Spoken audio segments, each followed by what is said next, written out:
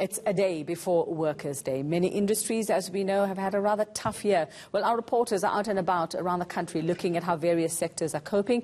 Aviwe Mtila joining us from Carltonville, Nobisutu Hejana in Cape Town, and Letiwe Mdluli is in Durban. Let's head on over first to Aviwe Mtila this morning.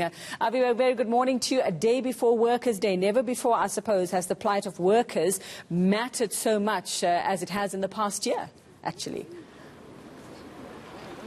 Certainly, I'm in Carltonville, a mining town, where the workers themselves in these mines have braved the weather just to tell us about their challenges. They're saying that there's nothing worth celebrating these Workers' Day as they go down meters at a time to the various bellies of these mines. They say that the conditions there aren't worth it. They talk of labor relations, wage disputes, but they're joining me now just to highlight some of those issues. Thank you for joining us at ENCA.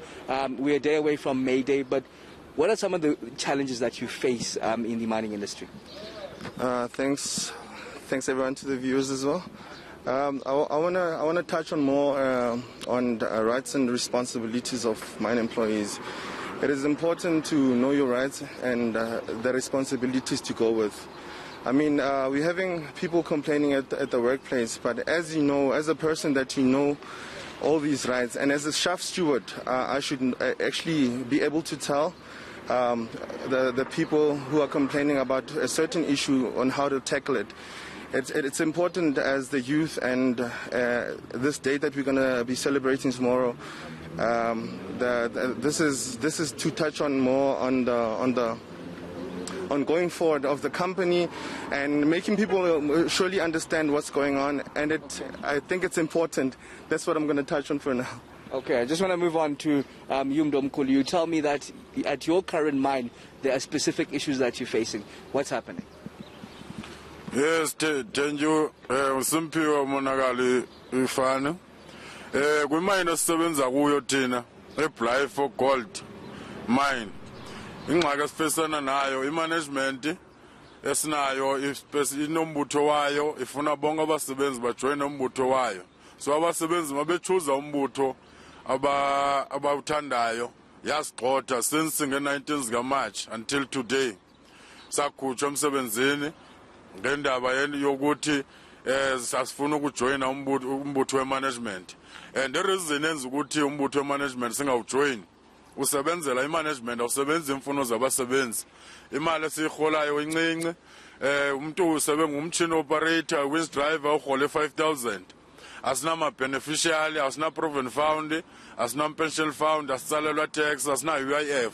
Zezinto bese zikhalazela ezo, asina insurance yoba imine yosingcwaba. Umuntu xa etshonile emsebenzini ulandwa ifamily yakhe. So zezinto bese zikhalazela ezo, but management ya refuse ukuzilungisa and yasikhupha emsebenzini kuba sichoose ukuthi sijoin iNUM. So asikwazi ukuthi singayi-enjoya i-1 May ilanga labasebenzi just because ndoba sasifile sikhululekile South Africa since 1994. But still today kusenabelungu ezimine abasicinezela ngendlela abasicinezela ngayo, and kula mine abantu bangomama abafazi ayifuna ubaqasha. I want to quickly touch with this lady. You're a female in the mine. Yes. What are the challenges that you face? Is it equal? Okay. My name is Zuguswa Momoza. Okay. My name is Zuguswa Momoza. We are women in mining.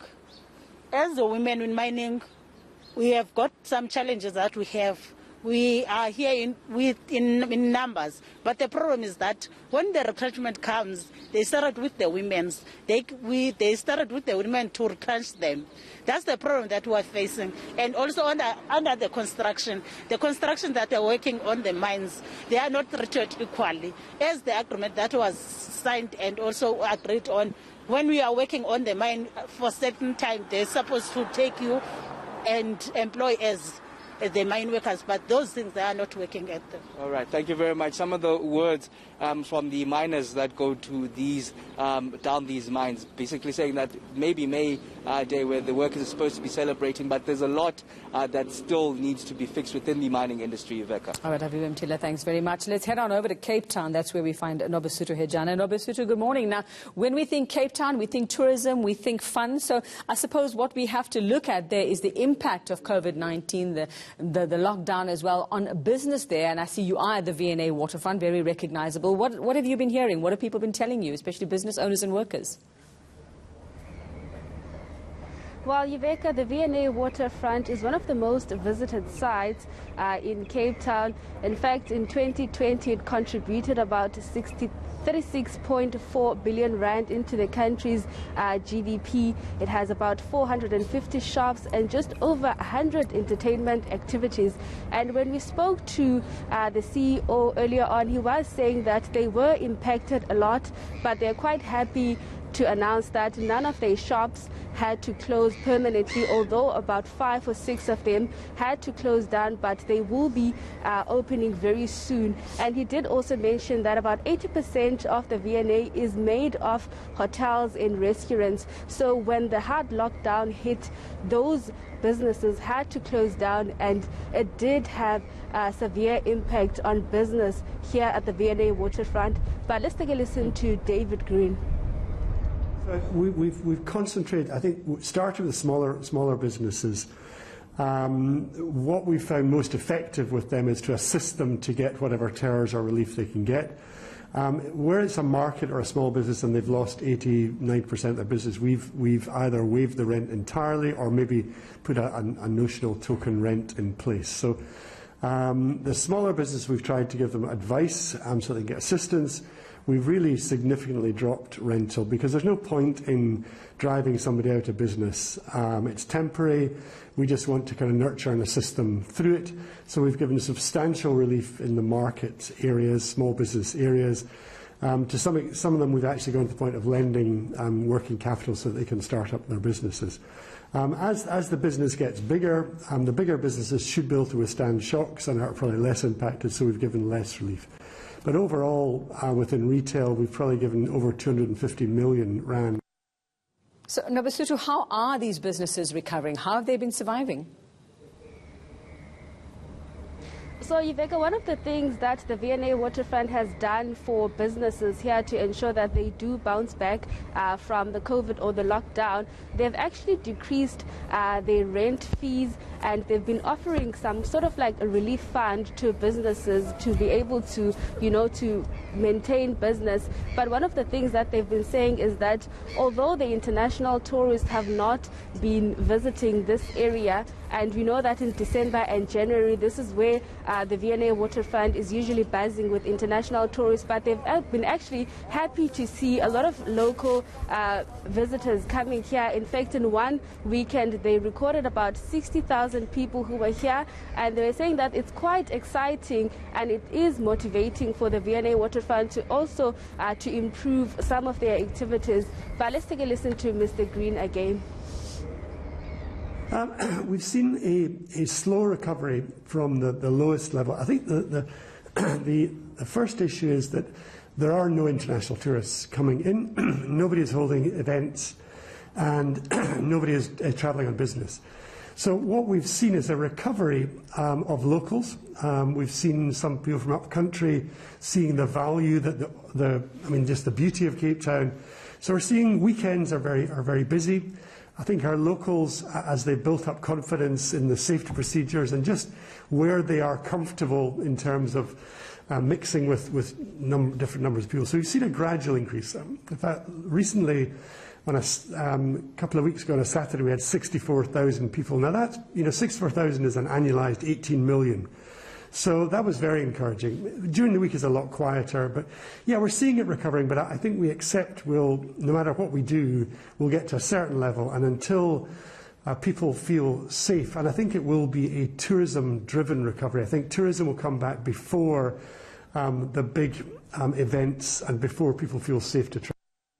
All right, so that's Cape Town ahead of Workers' Day, what the focus is there. Let's head on over now to KZN and Durban, and Letiwe Mdluli keeping an eye there. And I think the focus of the past couple of weeks, Letiwe, is public servants, the public sector wage issue as well. And we have to sort of look at just the sectors that this has affected mostly. So who are you talking to, and you know, what are their thoughts on just where to now, especially for public servants?